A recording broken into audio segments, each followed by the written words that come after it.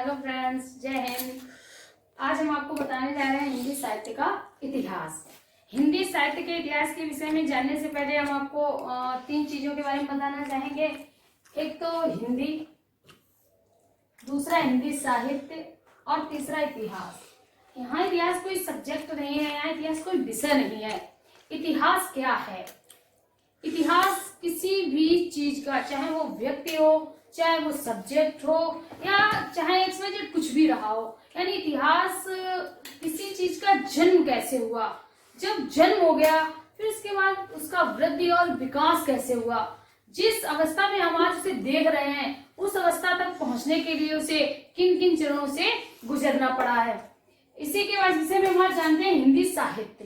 देखो, एक पॉइंट हमारे पास है हिंदी और दूसरा हिंदी साहित्य। दोनों चीजें अलग अलग हैं। सबसे पहले हम बात करते हैं हिंदी का जन्म कैसे हुआ, फिर बात करेंगे कि हिंदी साहित्य का जन्म कैसे हुआ। हिंदी शब्द, अगर हिंदी शब्द के बारे में हम सुन रहे हैं तो हिंदी शब्द का जन्म कैसे हुआ और वह शब्द हमारे हम तक कैसे पहुंचा।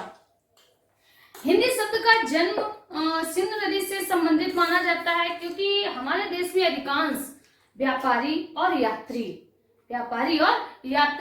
फारस से आए। जब फारस से आए तो उन्हें सबसे पहले जिस क्षेत्र के दर्शन हुए वो हमारा सिंधु प्रांत था। अब दोस्तों, आप ये सोच रहे होंगे सिंधु प्रांत कहाँ था? तो आपने सिंधु नदी के बारे में सुना होगा कि सिंधु नदी हमारे उत्तर पश्चिम में बहती है, जो कि आजकल पाकिस्तान में है। तो जब ये सिंधु नदी फारस के लोग जब सिंधु नदी को क्रॉस करते थे, यानी सिंधु नदी को पार करते थे, तो जिस क्षेत्र के उन्हें दर्शन होते थे या जो क्षेत्र में सबसे पहले दिखाई देता था उस क्षेत्र को कहा जाता था सिंधु प्रांत। क्लियर? उस क्षेत्र को क्या कहा गया? सिंधु प्रांत के नाम से जाना जाता था। तो जब फारस के लोग हमारे भारत आए तो फारसी वर्णमाला में या फारस की वर्णमाला में न तो सावर्ण था और न ही धा, न तो साक्षर था और न धा था। यानी उन्होंने सा की जगह पर प्रयोग किया हा का और धा की जगह प्रयोग कर दिया धा का। अब दोस्तों आप बताओ, जब आप सा की जगह हा का प्रयोग कर दोगे, धा की जगह दा का प्रयोग कर दोगे, तो कौन सा शब्द निकल के हमारे सामने आ रहा है? हिंद शब्द। यानी उन्होंने सिंधु को सिंधु ना कहकर सिंधु प्रांत को किस नाम से, नए नाम से संबोधित किया? तो वो था हमारा हिंदू प्रांत। यानी जो हिंदू प्रांत था वो एक क्षेत्र था। क्लियर? No doubt. तो जो हमारा सिंधु प्रांत था उसको उन्होंने कह दिया हिंदू प्रांत, और हिंद को ही बाद में उन्होंने क्या कहा? हिंदू प्रांत। यानी सिंधु से हिंद बन गया। जैसे आपने सुनी होगी पंक्तियां, हिंद देश के निवासी सभी जन एक है। हिंद के बाद इसमें क्या हुआ? फारस का प्रत्यय लग गया ई और हमारा बन गया हिंदी। क्या बन गया? हिंदी। दोस्तों आपसे एक बात पूछना चाहेंगे, जैसे हमने यहाँ दो चीजें देखी, सिंधु को उन्होंने संबोधित कर दिया हिंदू के नाम से और हिंदू ही आगे चल के हिंद के नाम से जाना गया। तो हिंद भी हमारा क्या था? हिंद भी एक क्षेत्र था। अब दोस्तों, जब हिंद क्षेत्र था तो क्या हिंदी भी कोई क्षेत्र थी? नहीं, हिंदी क्षेत्र थी नहीं। तो क्या हिंदी का प्रयोग सबसे पहले भाषा के रूप में हुआ? नहीं, ये भी गलत है। जैसे कि हमने मोहम्मद इकबाल की पंक्तियां सुनी होगी, बहुत ही खूबसूरत पंक्तियां हैं, शायद आपने भी सुनी होगी, हिंदी हम वतन है। मोहम्मद इकबाल ने कहा है, मोहम्मद इकबाल ने कहा है हिंदी है हम, हिंदी हम वतन है।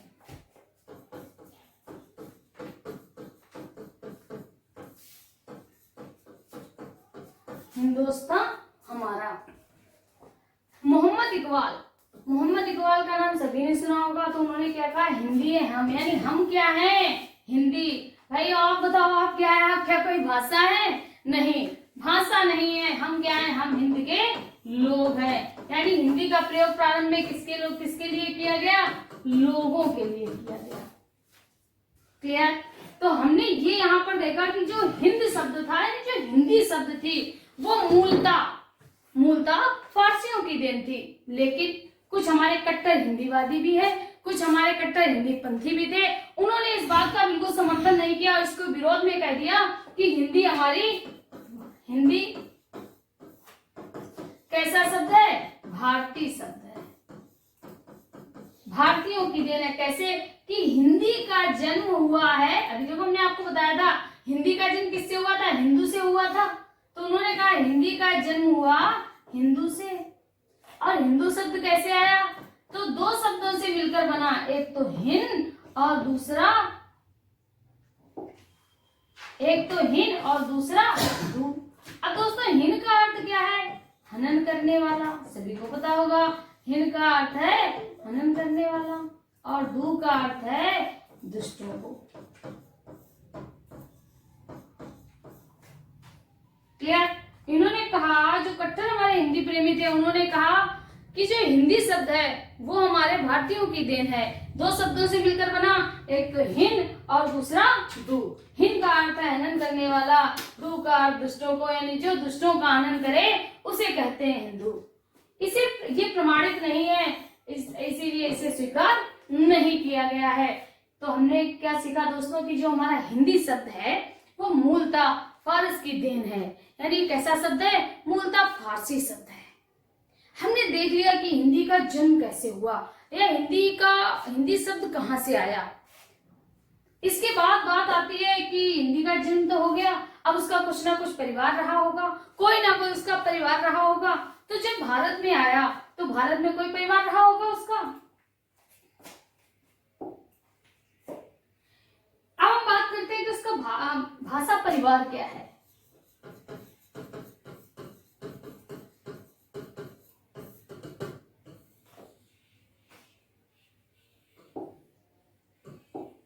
हम बात करते हैं इसका भाषा परिवार क्या है। क्लियर। तो टोटल हम आपसे पूछ रहे हैं दोस्तों, आप बताइए हमारे भारत में भाषा परिवार कितने हैं, टोटल भाषा परिवार। हाँ जी आप बताइए टोटल भाषा परिवार कितने हैं। बिल्कुल सही, टोटल भाषा परिवार हैं 4। क्लियर। टोटल भाषा परिवार हैं 4 भाषा परिवार हैं। अब ये 4 भाषा परिवार कौन कौन से हैं। सबसे पहला है हमारा भारोपीय भाषा परिवार, दूसरा है हमारा द्रविड़ भाषा परिवार, तीसरा है हमारा ऑस्ट्रिक भाषा परिवार, चौथा है हमारा चीनी तिब्बती भाषा परिवार।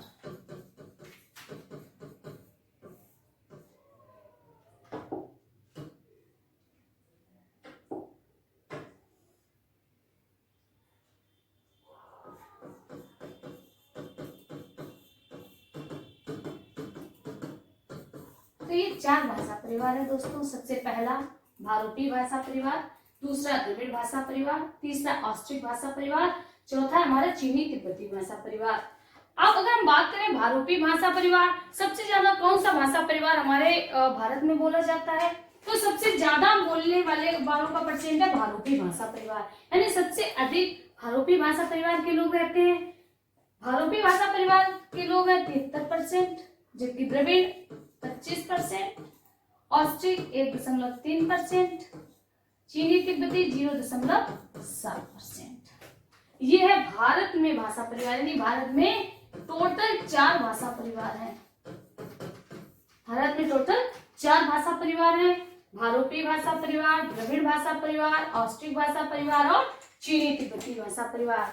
अब हमारे सामने जो हमारा पॉइंट था वो था हिंदी हमारी किस भाषा परिवार से रिलेटेड है, तो हिंदी हमारी बिल्कुल सही जवाब किसका है, भारोपीय भाषा परिवार से रिलेटेड है, यानी हिंदी जो भाषा है हमारी वो भारोपीय भाषा परिवार की है।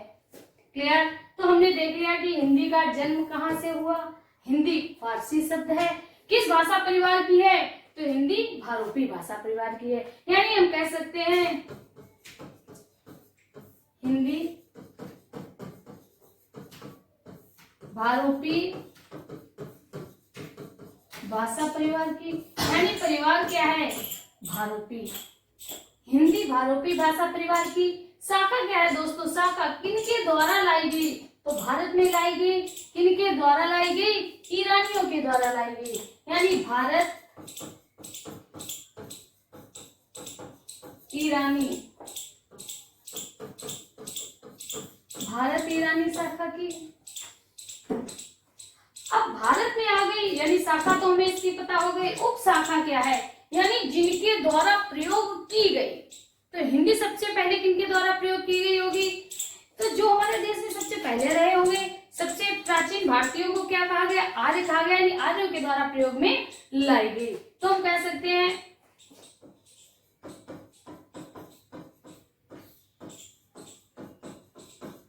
भारतीय आर्य भाषा की एक,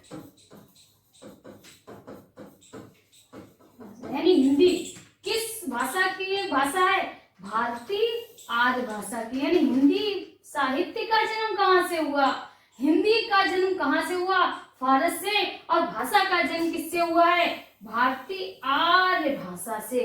यानी हमें अगर पढ़ना है तो हमें कहाँ से पढ़ना होगा, पहले हमें भारतीय आर्य भाषा को समझना होगा। दोस्तों जैसे आप प्रीवियस वीडियोस देखते हैं, किसी के वीडियोस देखते हैं, उसमें डायरेक्ट आपको प्राचीन काल से बताया जाता है, कहीं ये नहीं बताया गया कि इसका और जो जन्म हुआ वो कहाँ से हुआ है। हिंदी साहित्य स्टार्ट, अगर हिंदी आई तो कहाँ से आई, यानी हिंदी साहित्य अगर जन्म लिया तो हिंदी साहित्य ने जन्म कहाँ से लिया, ये हमें देखने को नहीं मिलता है। तो चलो इसके बारे में हम आगे से बात करते हैं। हिंदी भारोपी भाषा परिवार की, भारत ईरानी शाखा की, और भारतीय आर्य भाषा की एक भाषा है। तो हमारे पास क्या निकल गया, हमें पढ़ना कहाँ से, भारतीय आर्य भाषा से। क्लियर क्लियर, अगर आप चाहे तो इसकी शॉर्ट कर सकते हैं। चलो अब बात करते हैं आगे, यानी भारतीय आर्य भाषा की।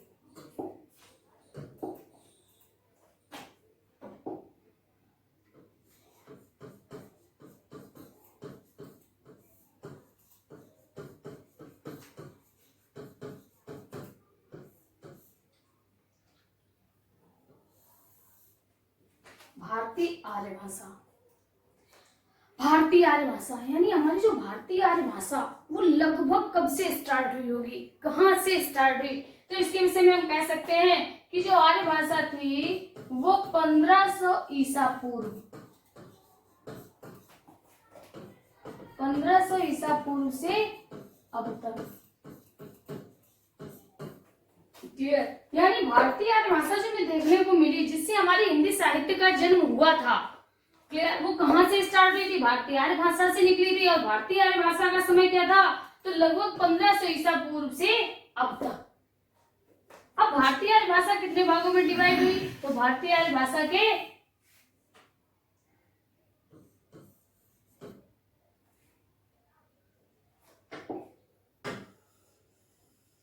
भारतीय आर्य भाषा, दोस्तों भारतीय आर्य भाषा को 3 भागों में डिवाइड किया गया। यहां से समझना आपको बहुत ही ज्यादा इंपॉर्टेंट है। भारतीय आर्य भाषा समय, जैसा कि हमने देखा, समय कहां से स्टार्ट हुआ, 1500 ईसा पूर्व से अब तक। क्लियर।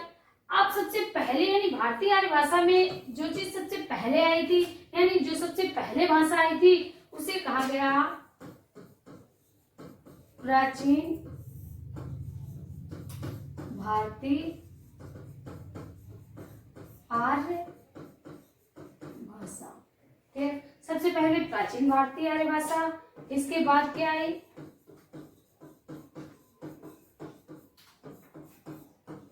मध्यकालीन भारतीय आर्य भाषा। थर्ड पॉइंट पे जो है वो था हमारा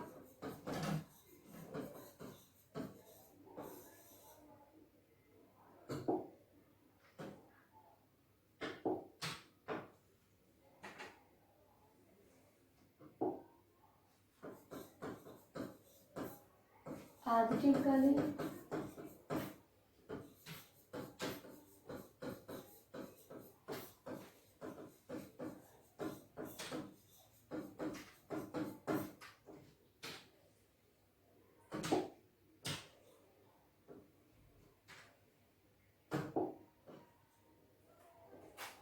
तीसरी थी हमारी आधुनिक कालीन भारतीय आर्य भाषा। क्लियर। सबसे पहले प्राचीन भारतीय आर्य भाषा, दूसरा मध्यकालीन भारतीय आर्य भाषा, तीसरा हमारा आधुनिक कालीन भारतीय आर्य भाषा। और तीनों के समय देखो दोस्तों, एक चीज याद रखना, काल बनेंगे, लेकिन कब, जब आर्य भाषा टूटेगी, जब आर्य भाषा टूटेगी तो काल बनेंगे। यहाँ पर हमने क्या देखा, भारतीय आर्य भाषा के टुकड़े हो रहे हैं, इसीलिए प्राचीन भारतीय आर्य भाषा, मध्यकालीन भारतीय आर्य भाषा, आधुनिक कालीन भारतीय आर्य भाषा, 3 भागों में डिवाइड कर दिया गया। अब हम बात करते हैं सबसे पहले, अगर हमने देखा होगा या हमने पढ़ा होगा प्राचीन भारतीय आर्य भाषा जो थी, यानी सबसे पहले जो भी भाषा थी वो हमारी कौन सी भाषा थी? तो सबसे पहले हमें कौन सा साहित्य लिखा मिलता है? सबसे पहले हमें वेद लिखे मिले। वेदों की भाषा क्या थी? संस्कृत। यानी जो प्राचीन भारतीय आर्य भाषा थी उसमें मूल रूप से हमारी भाषा क्या थी? संस्कृत। क्लियर? इससे पहले थोड़ा टाइम के विषय में हम आपको बता देते हैं।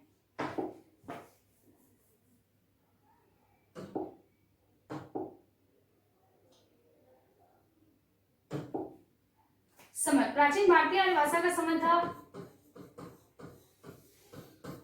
1500 ईसा पूर्व से 500 ईसा पूर्व। ईसा के जन्म से 500 वर्ष पहले, तो 1500 ईसा पूर्व से 500 ईसा पूर्व। जो हमारा मध्यकालीन भारतीय आर्य भाषा थी उसका था 500 ईसा पूर्व से 1000 ईस्वी। तीसरा जो आधुनिक कालीन भारतीय आर्य भाषा थी 1000 ईस्वी से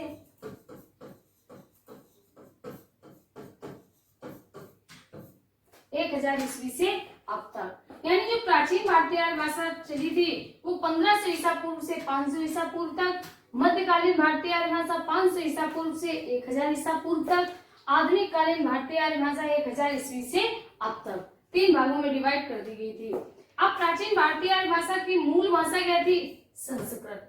क्लियर? और संस्कृत के अकॉर्डिंग इसे 2 भागों में डिवाइड कर दिया गया।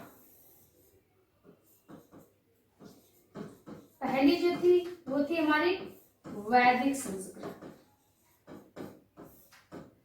दूसरी हमारी थी लौकिक संस्कृत।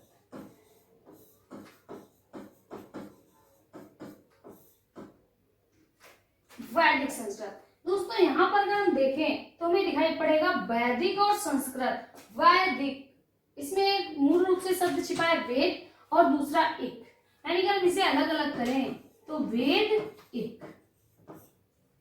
वैदिक मतलब वेदों के लिए, तो वेदों के लिए जिस संस्कृत का प्रयोग हुआ वो वैदिक संस्कृत कहलाए। यहाँ लौकिक संस्कृत की आवश्यकता नहीं पड़ती, लेकिन लौकिक संस्कृत की आवश्यकता पड़ी। कारण क्या था? हमारी वैदिक संस्कृत जो थी वो बहुत ही ज्यादा कठिन थी, जिसका प्रयोग नहीं किया जा सकता था। हम उसे अपनी बोलचाल की भाषा में उसे नहीं बोल सकते थे, तो इसलिए हमें इसीलिए लौकिक संस्कृत का जन्म हुआ, क्योंकि वैदिक संस्कृत जो थी वो बहुत ही ज्यादा कठिन थी।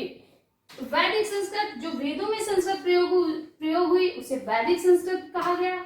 लौकिक संस्कृत, अब देखो भाइयों, लौकिक, लौकिक, ठीक, लोग कह सकते हैं लोगों के लिए, लोग कहते हैं संसार के लिए।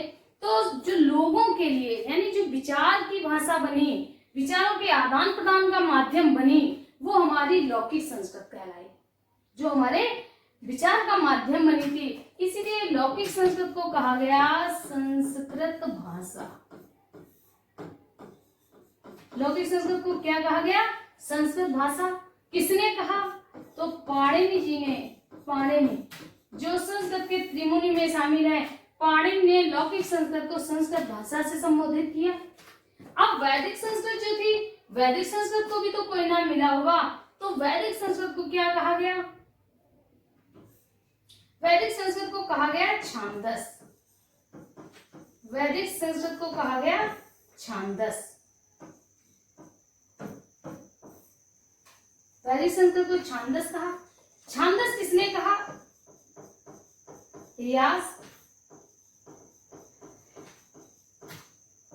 यास्क और पाणिनि। वैदिक संस्कृत को छांदस नाम दिया किसने दिया? यास्क और पाणिनि ने। और वैदिक जो भी वेद हैं, वेदों की भाषा जो भी प्रयोग की गई, वैदिक संस्कृत का। क्लियर? No doubt. लौकिक संस्कृत जो बाद में संस्कृत भाषा बनी, किसने कहा?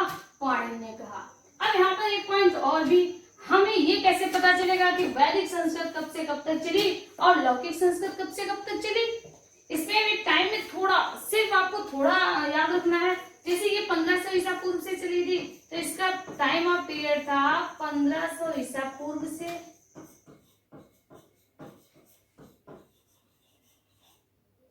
1000 ईसा पूर्व। तो इसका कितना बचा होगा, यहाँ 500 ईसा पूर्व तक तो था, तो इसका समय था 1000 ईसा पूर्व। हमेशा उल्टे चलते हैं, 1000 ईसा पूर्व से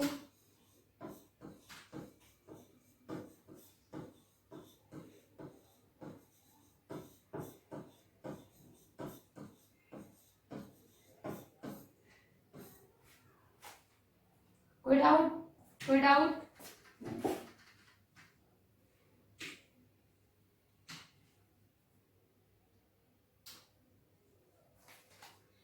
क्लियर? तो इतना हमें समझ में आ गया होगा कि जो हमारी प्राचीन भारतीय आर्य भाषा थी, जो हमारी प्राचीन भारतीय आर्य भाषा थी, फिर से देख लेते हैं। प्राचीन भारतीय आर्य भाषा को दो भागों में डिवाइड कर दिया गया, एक तो वैदिक संस्कृत, दूसरा लौकिक संस्कृत। वैदिक संस्कृत जिसकी रचना वेदों, जिस संस्कृत की रचना या जिस संस्कृत का प्रयोग वेदों के लिए किया गया, वो हमारी वैदिक संस्कृत कहलाए। दूसरा लौकिक संस्कृत, जो बोलचाल की भाषा बनी, जिसके माध्यम से हमने अपने विचारों का आदान प्रदान किया, वो हमारी लौकिक संस्कृत बनी।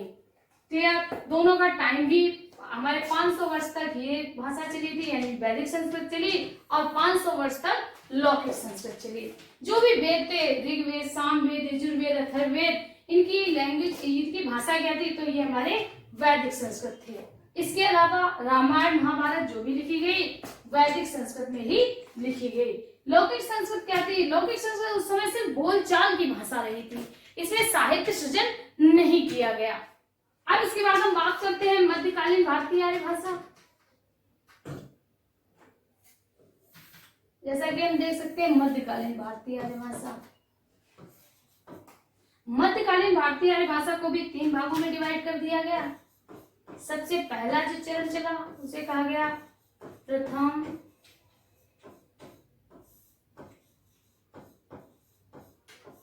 प्रथम प्राकृत काल।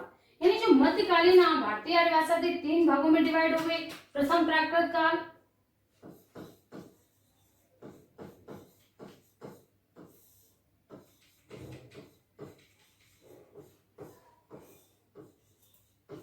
द्वितीय प्राकृत काल। हमने आपसे क्या कहा था दोस्तों कि जो हमारी आर्य भाषा टूटेगी तो काल बनेंगे। जैसे यहाँ पे थी मध्यकालीन भारतीय आर्य भाषा 3 भागों में डिवाइड हुई, प्रथम प्राकृत, द्वितीय प्राकृत और तीसरा हमारा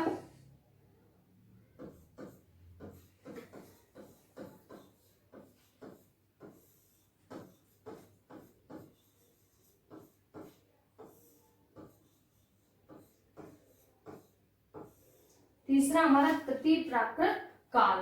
काल किसे कहते हैं? समय को। ये भाषा नहीं थी, समय थी। भाषा जैसे यहाँ पर हमारा क्या था, सबसे पहले जो थी वो प्राचीन भारतीय आर्य भाषा। यहाँ पर प्राचीन आर्य भाषा समय भाषा थी, जिसमें मूल रूप से किस भाषा का प्रयोग किया जा रहा था? संस्कृत। और संस्कृत के आधार पर ही इसे 2 भागों में डिवाइड कर दिया गया था, वैदिक संस्कृत और लौकिक संस्कृत। वैसे यहाँ पर क्या है, मध्यकालीन भारतीय आर्य भाषा को 3 भागों में डिवाइड कर दिया गया। पहला बना प्रथम प्राकृत काल, दूसरा बना हमारा द्वितीय प्राकृत काल, तीसरा हमारा बना तृतीय प्राकृत काल। यानी 3 कालों का निर्माण हो गया। समय क्या रहा होगा? जैसे हमने ऊपर देखा 500 ईसा पूर्व से 1000 ईसा पूर्व 3 काल थे, यानी प्रत्येक काल 500 वर्ष तक चला। तो सबसे पहले अगर हम इसकी बात करें प्रथम प्राकृत काल की, तो प्रथम प्राकृत काल इसका समय क्या रहा होगा? 500 ईसा पूर्व से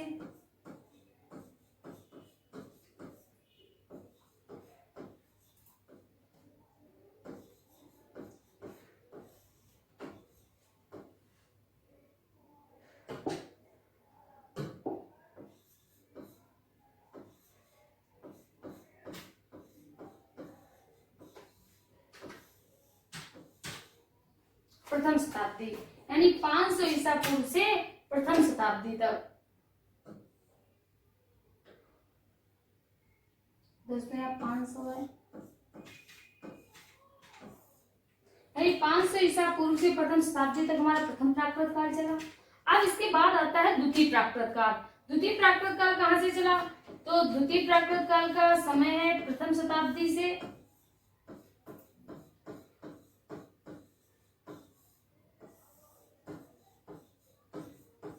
प्रथम शताब्दी से 500। अब दोस्तों यहाँ पे ईसा पूर्व यानी ईसा का जन्म के यहाँ तो 500 वर्ष रह गए थे, यहाँ पर क्या हुआ 500 ईस्वी यानी जन्म होने के बाद 500 वर्ष गुजर गए, 500 ईस्वी तक द्वितीय प्राकृत काल चला। अब इसके बाद आता है हमारा तृतीय प्राकृत काल। क्लियर? इसके बाद तृतीय प्राकृत काल, इसका समय क्या होगा? तो बिल्कुल बिल्कुल सही जवाब 500 ईस्वी से 500 ईस्वी से 1000 ईस्वी तक। कोई डाउट? किसी को डाउट? क्लियर? तो जो हमारी मध्यकालीन भारतीय भाषा थी 3 भागों में डिवाइड हो गई, प्रथम प्राकृत काल, द्वितीय प्राकृत काल और तृतीय प्राकृत काल। प्रथम प्राकृत काल का समय 500 ईसा पूर्व से प्रथम शताब्दी, द्वितीय प्राकृत काल का समय रहा प्रथम शताब्दी से 500 ईस्वी तक, तृतीय प्राकृत काल का समय रहा 500 ईस्वी से 1000 ईस्वी तक। ये समय और कालों का डिवाइडेशन था। अब यहाँ पर किस भाषा का प्रयोग किया गया? तो प्रथम प्राकृत काल का जब हमारा समय आया तो जिस भाषा का प्रयोग किया गया वो हमारी भाषा थी पाली। क्लियर? यानी प्रथम प्राकृत काल में पाली भाषा का प्रयोग किया गया। अब दोस्तों आप बताइए, आपने पाली भाषा का कभी नाम सुना? पाली भाषा का प्रयोग किसने किया और किसने किया? पाली भाषा का प्रयोग किसने किया गया, कब किया गया? बिल्कुल सही जवाब पाली भाषा। यानी हम बात करें बौद्ध धर्म की,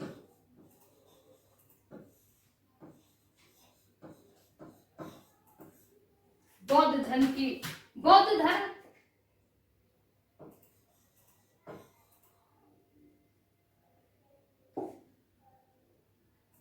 बौद्ध धर्म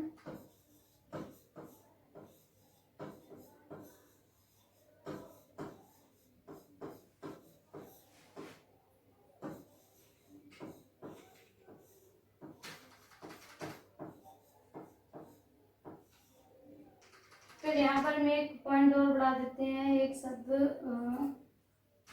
महात्मा बुद्ध।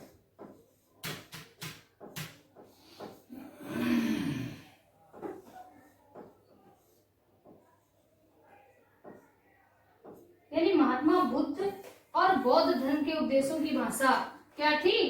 पाली थी। क्लियर? इससे ज्यादा के भी क्वेश्चन नहीं आता कि प्रथम प्राकृत काल की भाषा क्या थी? पाली थी। और पाली का प्रयोग कहाँ किया गया? पाली भाषा का प्रयोग किसमें किया गया? महात्मा बुद्ध के उपदेशों की भाषा और बौद्ध धर्म के प्रवचनों, दोनों की भाषा क्या रही थी? दोनों की भाषा हमारी पाली थी। फिर इसके बाद बात करते हैं द्वितीय प्राकृत काल। द्वितीय प्राकृत काल की भाषा क्या थी? प्राकृत। जैसे यहाँ पर महात्मा बुद्ध के बारे में हमने बताया, बौद्ध धर्म की भाषा पाली भाषा थी। उसी प्रकार जैन धर्म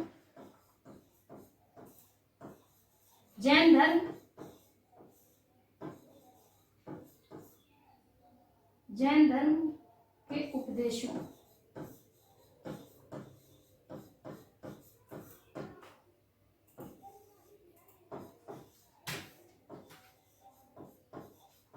जैन धर्म के उपदेशों की भाषा और महावीर स्वामी की भाषा।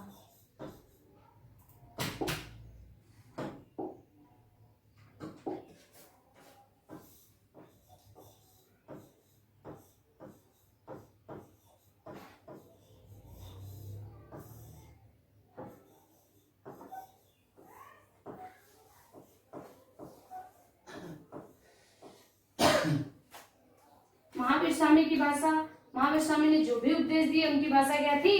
प्राकृत। क्लियर? तो यहाँ पर हमने देखा प्रथम प्राकृत काल की भाषा पाली थी, द्वितीय प्राकृत काल की भाषा प्राकृत थी। अब तीसरा पॉइंट आया हमारे पास तृतीय प्राकृत काल। इसकी भाषा क्या थी? तो इसकी भाषा थी अपभ्रंश।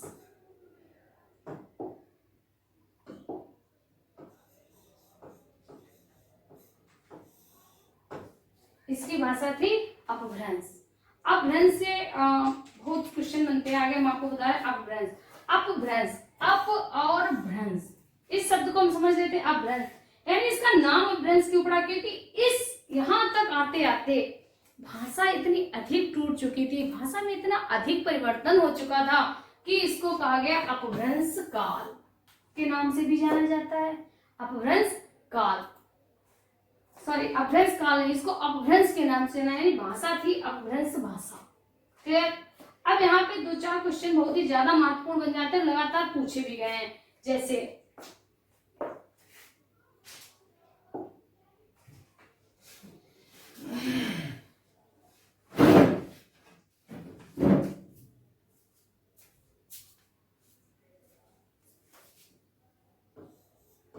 पहला क्वेश्चन,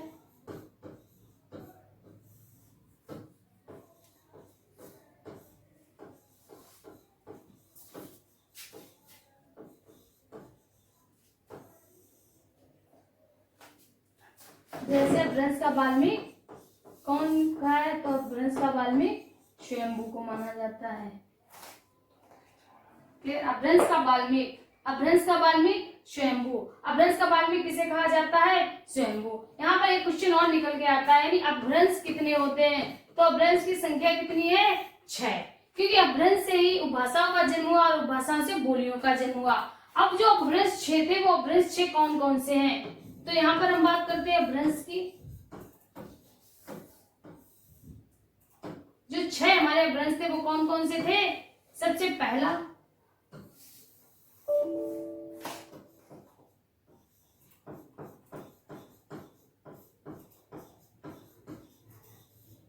सौरसेनी अपभ्रंश, दूसरा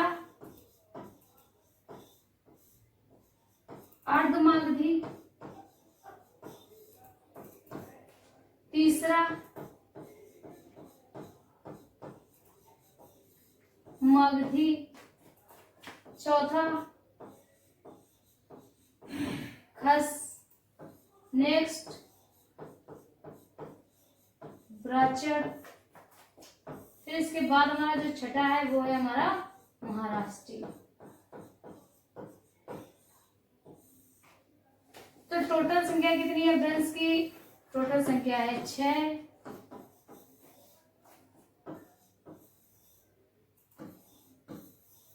क्लियर। यानी अपभ्रंश का वाल्मीकि कौन है, स्वयंभू है। अपभ्रंश का महाकाव्य कौन सा है, अपभ्रंश का सबसे बड़ा प्रबंध काव्य कौन सा है, ये सब हम आपको नेक्स्ट क्लास में बताएंगे। और इसके साथ ही साथ आधुनिक कालीन भारतीय आर्य भाषा, इसके विषय में हम आपको नेक्स्ट क्लास में बताएंगे। कारण क्या है, क्योंकि जो हमारे वास्तविक क्वेश्चन बनते हैं इनसे भी लगातार क्वेश्चन पूछे जाते हैं, लेकिन जो हमारा आधुनिक काल है उससे बहुत ही ज्यादा क्वेश्चन पूछे जाते हैं और साहित्य की दृष्टि से बहुत ही ज्यादा महत्वपूर्ण होने वाली है आगे आने वाली